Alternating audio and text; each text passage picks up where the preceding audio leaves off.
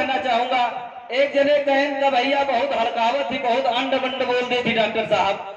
हम कहे भैया को पेड़ ओड़ लगाए आ कौनो, कहन हाँ पेड़ को लगाए। हम कहे अगर कौनो पेड़ तैयार करा सेवा पाला होगा और कौनो आवारा पशु साढ़ ओमा आए के बेझे लगे तो आप क्या कर दिया, तो कहा करब का होगा, ठीक ठाक कर देवे।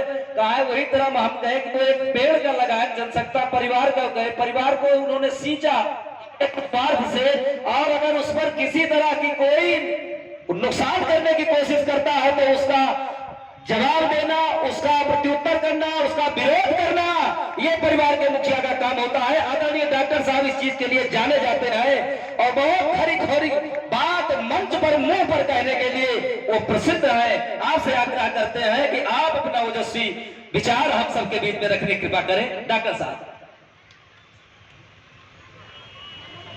आज इस भव्य समारोह में हमारे बीच में मौजूद हमारे परिवार के मुखिया, जनसत्ता दल लोकतांत्रिक पार्टी के राष्ट्रीय अध्यक्ष आदरणीय राजा भैया, और हम लोगों को कार्यकर्ता के रूप में, चाहे उनको सारथी कह दीजिए, चाहे फिल्म बनाने वाला डायरेक्टर कह लीजिए, कोड़े लेकर के हम लोगों से काम लेने वाले वर्करों से, और आज जो कुछ भी हमारा यहाँ पे दिख रहा है, आदरणीय राजा भैया के छोटे बंधु के रूप में और राजा भैया के कार्यकर्ता के रूप में पल पल हर जगह पहुंचने वाले, एक एक चीज पे नजर रखने वाले आदरणीय गोपाल भैया,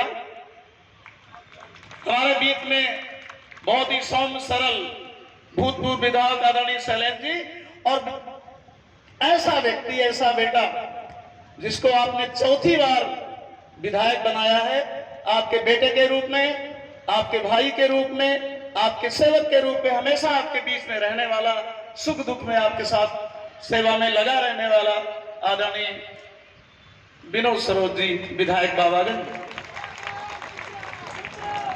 उमाशंकर यादव जी जिनको आदरणीय राजा भैया ने दो बार ब्लॉक प्रमुख बनाया, एक बार जिला पंचायत अध्यक्ष बनाया। भैया ने इशारा कर दिया था कल, उस पर हम जाना नहीं चाहते, बहुत पुरानी बात हो गई है, लेकिन चलिए कोई बात नहीं है। लेकिन आज वो अध्यक्ष नहीं है, लेकिन आप लोग एक चीज बिल्कुल नहीं जानते होंगे, आदरणीय राजा भैया की कृपा से आज आप टीचर हैं। आपकी कितनी तनख्वाह है?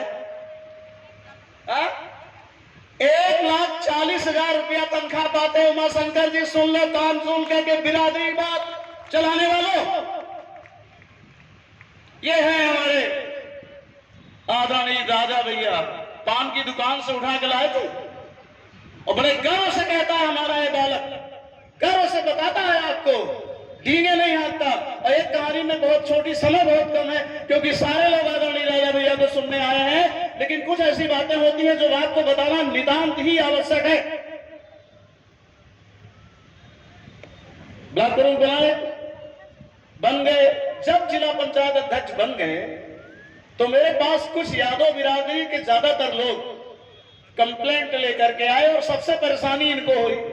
मैं उस समय डिस्ट्रिक्ट कोऑपरेटिव बैंक का चेयरमैन था और इनके पड़ोसी में यादव जी का पक्का मकान था। उन्होंने मुझसे कहा, डॉक्टर साहब ऐसी आफत आप पैदा करवा दी और राजा भैया ने ऐसा जन्म दे दिया इनको कि लोग इनसे दूर दूर से मिलने प्रतापगढ़ के लोग आते हैं। और पक्का, इनकी तो झोपड़ी थी, 2 बार के ब्लॉक प्रमुख थे, लेकिन एक भी छोटा सा पक्का मकान इस शख्स के पास नहीं था।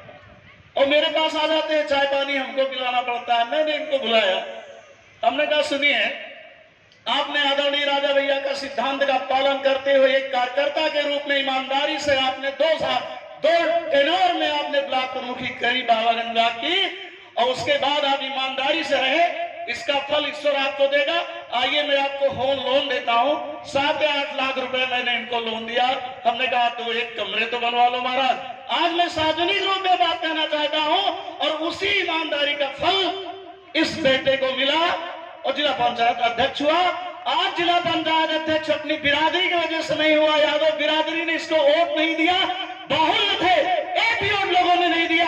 आज जिला पंचायत अध्यक्ष नहीं है, लेकिन राजा भैया का सेवक है, राजा भैया का कार्यकर्ता है। उन्होंने नौकरी दिया, 1,40,000 रुपए तनख्वाह पाता है।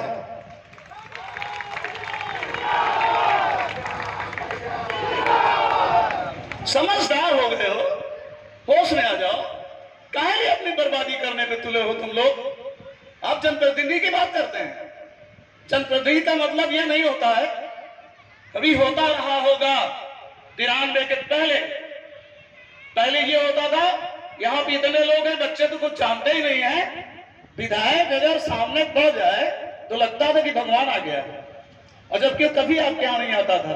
विकास विकास करना अलग बात है, लेकिन हमारी आपकी समस्या क्या है? सिर्फ सड़क से काम चल जाएगा क्या? पुलिस आपको परेशान करती है, गुंडे आपको परेशान करते हैं, दबंग पड़ोसी आपका खेत कब्जा करता है, आपकी बेटी की शादी नहीं होती, आप गरीब हैं, आप परेशान हैं, आपके आगे पीछे कोई नहीं है, आपको बीमारी हो गई, कहां जाते हैं आप? है कोई नेता हिंदुस्तान के अंदर? आदरणीय राजा भैया को छोड़ के कोई व्यक्ति है, कोई नेता है इस दुनिया में जो आपकी मदद आपके दरवाजे पे आके करे? आज आपको कोई तकलीफ होती है, आप एप्लीकेशन देते हैं राजा भैया को, तो राजा कहते हैं विनोद विधायक जी आप चले जाइए। खूंटा गिराई की पंचायत विधायक करता है, सुना है आपने कभी? देखा तो नहीं होगा, लेकिन सुना है कभी? ऐसे है राजा भैया, उन्होंने आपके कदमों में विधायक को लाके खड़ा कर दिया है, ब्लॉक प्रमुख को लाके खड़ा कर दिया है, सांसद को लाके खड़ा कर दिया है। क्या ले गया? राजा का खून चूस लोगे? खून पी जाना चाहते हो गद्दारों? मैं गद्दारों की बात कर रहा हूं, और आप लोग भी यही कहा करिए जितने भी गद्दार आपको मिल जाएं। बहुत भरण पोषण पालन हुआ, हम ही कई लोगों को लाने वाले हैं, साले फटे चप्पल पहन करके नवाने वाले, जिनके घर में एक रोटी नहीं थी। रोटी राजा है, देंगे देंगे तो क्या देंगे आप लोग समझते ही हैं, क्या क्या नहीं दिया। लेकिन गद्दार नमक हरामों की का कोई वसूल नहीं होता, नहीं होता ना। एक मुखिया हम लोग कहते हैं, ये राजा भैया परिवार यहां पूरा बैठा हुआ है, कार्यकर्ता नहीं, ये राजा भैया परिवार पूरा का पूरा परिवार यहां खड़ा है, पूरा परिवार खड़ा है, भावना से सारे लोग आए। हमारी माता मैंने देखी ना, कितने सोच, काफी देर से बड़े आराम के साथ अपने मुखिया को देखने, अपने मुखिया को सुनने, एक आवाज सुनकर के सब लोग आए। जो भी ब्लॉक प्रमुख है, जो भी पदाधिकारी है, आपकी सेवा में हमेशा लगा रहता है। इंसान है, हम लोगों से गलती भी हो सकती है और होती है, किससे नहीं होती? ईश्वर तो कोई है नहीं कि है? ईश्वर कोई नहीं है। मैं एक और छोटा सा उदाहरण देना चाहता हूं। एक बहुत खतरनाक टाइप का पत्रकार हमारे सामने बैठा है, विनोद मिश्रा। हमारे राजकुमार लोगों ने ज्वाइन किया, बहुत डेंजरस हो तुम, तो हमसे प्रश्न पूछते हैं। ये प्रश्न भी इनका बहुत सही था, प्रश्न तो गलत नहीं था।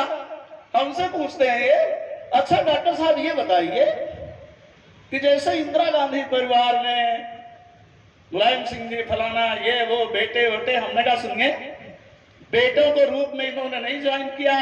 कोई जनता अगर देख लेगी कि राजा भैया के बेटे हैं तो मेरा कान पकड़ लेना। कक्षा 1 में इन्होंने एडमिशन लिया, कक्षा 1 में। हमने वादा किया था ना आपसे कि राजा भैया के बेटे के रूप में नहीं, जनसत्ता दल लोकतांत्रिक पार्टी के कार्यकर्ता के रूप में जनता के बीच में आपको दिखेंगे। और इस बात को मैं चैलेंज किया था, कर रहा हूं, करूंगा भविष्य में। कक्षा 1 में दोनों राजकुमारों ने कक्षा 1 में इनका दाखिला हुआ। अभी आप देखिए नीचे बैठे हैं हमारे अध्यक्ष जी, आदरणीय अध्यक्ष जी ने कहा, तो राजा भैया ने कहा कि सभी तो बेटे हैं हमारे, सब बैठे हुए, इससे बेटा हमारा बैठा हुआ। कक्षा 1 में इनकी परीक्षा होगी, आपके बीच में जाएंगे, आपके बीच में जाएंगे। कक्षा 1 में इनका दाखिला हुआ है, आप लोग इनको पास करते जाएंगे तो सीढ़ी दर सीढ़ी ये चलते चले जाएंगे। परिवारवाद बिल्कुल नहीं रहेगा, क्योंकि सामने कर दिया ना, तो हेलीकॉप्टर से लाके बेटा डाल दिया जाता है। जो परीक्षा के लिए समाज में आ गए हैं, ये परीक्षा भी देंगे। कहने के लिए बहुत कुछ है साथियों, लेकिन चूंकि कुंडा है, यहाँ के सभी लोग सब बहुत कुछ जानते हैं। लेकिन मैं सबसे ज्यादा धन्यवाद देना चाहूंगा हमारे सामने जो हमारी माताएं, बहनें और बेटियां बैठी, बड़े मनोयोग से आए। आप देखिए, अगर किसी को कैंसर हो जाए बड़े से बड़े आदमी कहते हैं कैंसर हो गया तो धम धर्म गया, बड़े से बड़े आदमी परेशान हो जाते हैं, घर द्वार सब बिक जाता है। लेकिन हमारे मुखिया, चूंकि राजा भैया परिवार है और उस परिवार के मुखिया राजा भैया हैं, कैंसर का अगर इलाज करना है तो राजा भैया करवाते हैं, लीवर खराब हो जाए राजा भैया करवाते हैं, कोई एक्सीडेंट हो जाए, कोई आपदा पड़ जाए तो राजा भैया करवाते हैं।